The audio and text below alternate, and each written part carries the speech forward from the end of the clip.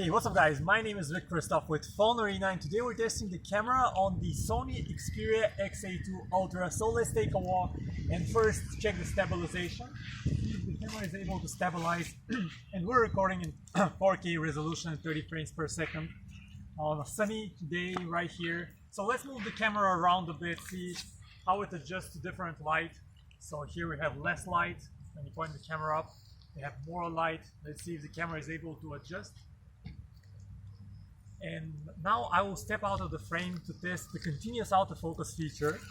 So now I'll bring my hand to the foreground, see if the phone can focus, and then refocus on the background. Once again, my hand, the background, see how fast it does it, and back on the background.